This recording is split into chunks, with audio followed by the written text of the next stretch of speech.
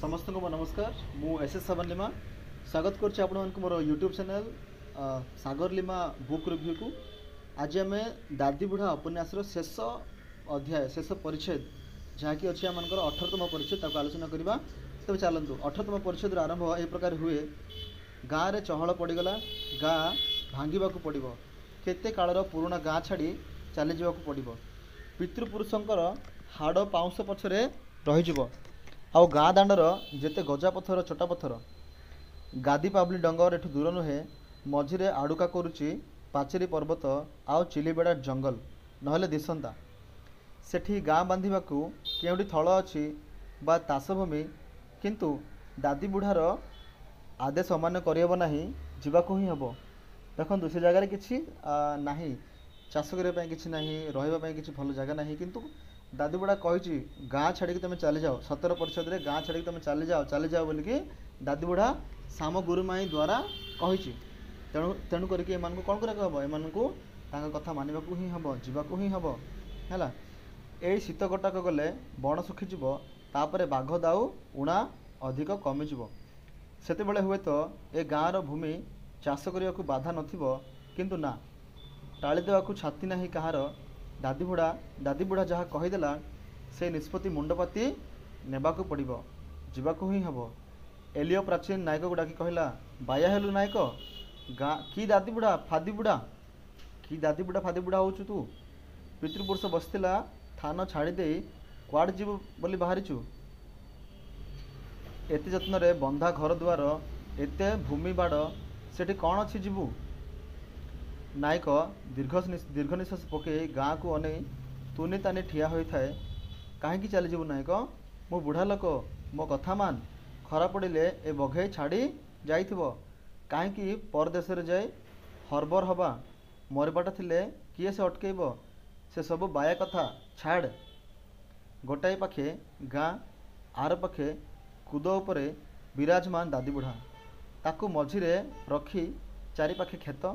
नायक मुंड हलैला, कहला, 2 कोड़ी 3 लोक को बाघ धरी धरी खाईदेला। गोरु गाई जेते थिले समस्ते बेमारी रे पड़ी मले। आउ एठी की पाई, तुम धर्म रे दादी बुढ़ा नहीं, आम धर्म रे अछि। दादी बुढ़ा कही देछि, एबे तुमर इच्छा, आमको धरिबो कि तुमर धर्म को धरिबो। एलियो प्राचीन आहुरी बुझाई बसिला, नायक एका राह धरी थाए, आउ एठी की पाई। देख ख्रीस्टियान धर्म रे दादी बुढ़ा फादी बुढ़ा किछि नहीं। तेणु करके एलियो प्राचीन कहूँ बाबू रे तू कहीं जीवी बोल भावुचु, से परदेश से किसी ना, तू जाकि कौन करू, एटा तोर पूर्वपुरुषर गाँ लुला गाँ, तू ये रह। किंतु राम नायक कही ना, दादी बुढ़ा थोड़े कहीदे, आदि से कहीदे माने ताको आमको मानिबाकू ही हम, आमको ए गाँ छाड़ी जीवाकू ही हम। हाँ एतिकी जपरी तार मन गहिरर निभृत अभियोग केउ दिनु तो बाकी रही जाइछि। दादी बुढ़ा खाली तार उपलक्ष्य सीना, से आगुरी ही गाँ छाड़ी चली जावाई इच्छा करथिला। तो दादी बुढ़ा आहरी कहीदे जाओ बोलिकी, तेणु करके से जीवाकू बाहर प्रस्तुत होइछि, चली जावाकू इच्छा करिछि। तार ठेंगा जेने चली जाइछि, बाहा भांगी पड़िछि। जोठी बसिले तार एका कथा, एठी आ अधिका हुअंता कौन। एलियो प्राचीन साही को जाई जाति भाई को डाकी बहुत प्रकार बुझेला। ए पर्जा लोक भारी डरुआ, आ एमती मनीष जहाँ बुझिले सेया, एमाने जीवे जातु, आमे कहीं जीवु।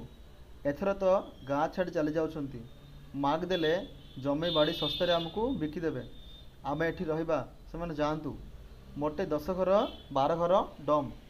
एलियो तांको बुझाई पारला नहीं। सेमाने कहले, ए बण भितर एकुटी आमे रही की फल, ये जो बनस्थ तहरे पुणी बाघ डर, घर बाहर हेब नहीं।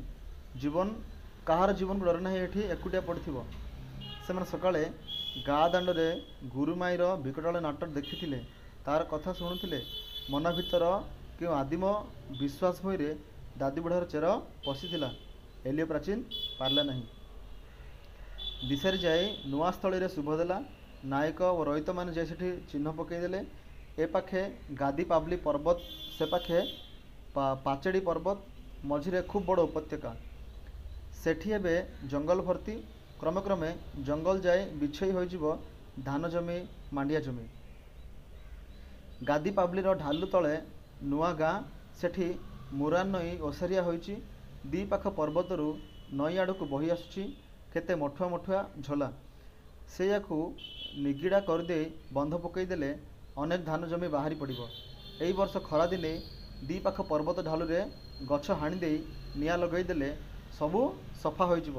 ତାପରେ ବାହାରିବ ମାଣ୍ଡିଆ ପଦର, ଶୁଆ ପଦର, ଅଳସୀ ପଦର, ହରଡ଼ ପାଇଁ, ଜଡ଼ା ପାଇଁ କ୍ଷେତ। ଦାଦିବୁଢ଼ା କହିଛି ଏଠି ଆହୁରି ଅଧିକ ଭଲ ହେବ। ଜମି ତଷିବାକୁ ଦାଦିବୁଢ଼ା ମନା କରି ନାହିଁ।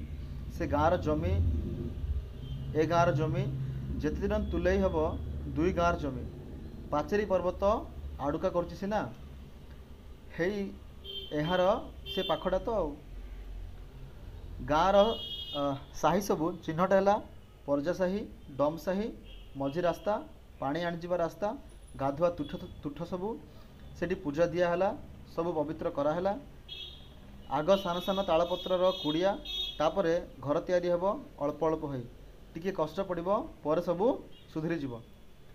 ଦିନ 5ଟାରେ ସବୁ ଜିନିଷ ବୁହା ହେଲା, ବୁହା ହୋଇଗଲା। ପୁରୁଣା ଚାଳରୁ ଭଲ ଭଲ କାଠ ବାଉଁଶ ସୁଦ୍ଧା ଘରର ତାଟି, କବାଟ, ଚୌକାଠ ପୁରୁଣା ଗାଁରୁ ନୂଆ ଗାଁକୁ ଧାର ଲାଗି ଲାଗି ଦିନେ ଧାର ବି ବନ୍ଦ ହେଲା। ପୁରୁଣା ଗାଁ ଭାଙ୍ଗିଗଲା, ନୂଆ ଗାଁ ଗଢ଼ା ଆରମ୍ଭ ହେଲା। ସେମାନେ ଚାଲିଗଲେ, ଛାଡ଼ି ଦେଇଗଲେ ଖାଲି ମଝି ଦାଣ୍ଡରେ ଗୁଡ଼ାଏ ଗଜିଆ ପଥର, ଚଟା ପଥର, ପଥର ଫଟା ଦଦରା ହତଶ୍ରୀ କାଗୁଡ଼ାଏ ଘର, ନିଭୁଲା ଚୁଲିର କୁଢ଼ କୁଢ଼ ପାଉଁଶ। ସେମାନେ ଚାଲିଗଲେ ଗୋଟାଏ ତୋଫାନ ପରି। ଆଉ ଏବେ ସବୁ ସୁନସାନ। ଏଠି ଆଉ ଛାତି ଭିତରୁ ଧୂଆଁ ଉଠିବ ନାହିଁ, ଦାଣ୍ଡରେ ଗୋବର ଅଳିଆ କୁଢ଼ ହେବ ନାହିଁ, ଘର ଦୁଆରେ ପିଲାଏ ଧୂଳି କରିବେ ନାହିଁ। ସଞ୍ଜ ବୁଡ଼େ ପାଖ ବଣରୁ ରାସ୍ତାଏ ରାସ୍ତାଏ ଗୋରୁ ମଇଁଷିଙ୍କ ଧାର ଲାଗିବ ନାହିଁ। ଜହ୍ନ ରାତିରେ ହୁଲସ୍ଥୁଲ ହୋଇ ନାଚ ଲାଗିବ ନାହିଁ। କଳିଗୋଳ ନାହିଁ, ହସ ଖୁସି ନାହିଁ। ଚିରଦିନୁ ସବୁ ତୁନିତାନ। ଆଉ କୁଦ ଉପରେ ଖଜୁରୀ ଗଛର ଦାଦିବୁଢ଼ା, ଯାହାକୁ ମଣିଷ ଗଢ଼ିଥିଲା, ଯାହାକୁ ମଣିଷ ଛାଡ଼ି ଦେଇ ଚାଲିଗଲା, ତାର ପିଣ୍ଡ ବି ଏ ପରିତ୍ୟକ୍ତ ଧ୍ୱଂସ ଭିତରେ ଗୋଟାଏ ଶବ। ତାର ଅମର ଆତ୍ମା ଜନ୍ମ ହେବ ଯେ ଆଉ କେଉଁ ଗାଁରେ। ସେଠି ପୁଣି ସେ ଧାଙ୍ଗଡ଼ି ନଚେଇବ। ମୁଥ ମୁଥ କରି ଛୁଆପିଲା ଅଜାଡ଼ି ଦେବ ଆମ୍ବ କଷି ପରି। ଭେଳିକି ଲଗେଇବ ଅଜାଡ଼ି ଦେବ। ଧୋଇ ମରୁଡ଼ି ମଡ଼କ ଚିରନ୍ତନ ସେ। ଧୀରେ ଧୀରେ ଚାଳ ସବୁ ଭାଙ୍ଗି ପଡ଼ିଲା। ଉଇ ଧାର ଲାଗିଗଲେ। କାନ୍ଥ ଭାଙ୍ଗିଯାଇ ହେଲା ମାଟି କୁଢ଼। ଜଙ୍ଗଲ ଛାପି ଆସିଲା, ମାଡ଼ି ଆସିଲା। କେଉଁଟାଏ ଏଠି ଧାଙ୍ଗଡ଼ି ବସା ଘର ଯେଉଁଠି ଟୋକାଏ ଟୋକିଏ ରାତି ରାତି ଅନିଦ୍ରା ହୋଇ ଗୀତରେ ଡୁଙ୍ଗୁଡୁଙ୍ଗାରେ ଭଲ ଖାଇବାର ପସରା ମେଲି ଦେଉଥିଲେ।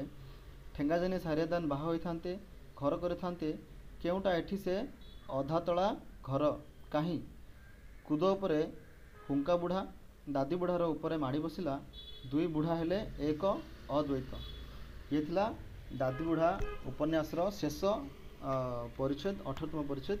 ଧନ୍ୟବାଦ ଆପଣମାନଙ୍କୁ ସମସ୍ତଙ୍କୁ ମୁଁ ଅଶେଷ ବିଶେଷ ଧନ୍ୟବାଦ ଦେଉଛି ଯେ ଶେଷ ପର୍ଯ୍ୟନ୍ତ ଆପଣମାନେ ମୋ ସହିତ ଥିଲେ, ଦେଖିଲେ ଏ ଭିଡ଼ିଓକୁ। ଶେଷ ଯାଏ ଦେଖିଥିବାରୁ ଧନ୍ୟବାଦ। ଏ ଭିଡ଼ିଓକୁ ସେୟାର କରନ୍ତୁ। ଆଉ ଓଡ଼ିଆ ସାହିତ୍ୟ, ଓଡ଼ିଆ ଉପନ୍ୟାସ, ଓଡ଼ିଆ ଭାଷାକୁ ଭଲ ପାଉଥିବା ପ୍ରତ୍ୟେକ ଓଡ଼ିଆ ପ୍ରେମୀଙ୍କୁ ମୁଁ ମୋର ଧନ୍ୟବାଦ ଜଣାଉଛି। ଆଉ ଆମେ ଆସନ୍ତା ସମୟରେ ଅନ୍ୟ କିଛି ଉପନ୍ୟାସ ଆଲୋଚନା କରିବା। ଆଉ ଏ ଲମ୍ବା ସମୟ, ପ୍ରାୟ 2 ବର୍ଷ ଲାଗିଲା ମୋତେ ଏ ଭିଡ଼ିଓ ସରାଇବା ପାଇଁ। ମୁଁ 5 ଦିନରେ ସାରିବି ବୋଲି ଭାବିଥିଲି, 2 ବର୍ଷ ଲାଗିଗଲା ମୋତେ। ତ ସମସ୍ତଙ୍କୁ ଧନ୍ୟବାଦ ଦେଉଛି ପୁନର୍ବାର। ଆପଣଙ୍କ ସମୟ ନେବିନି। Thank you so much.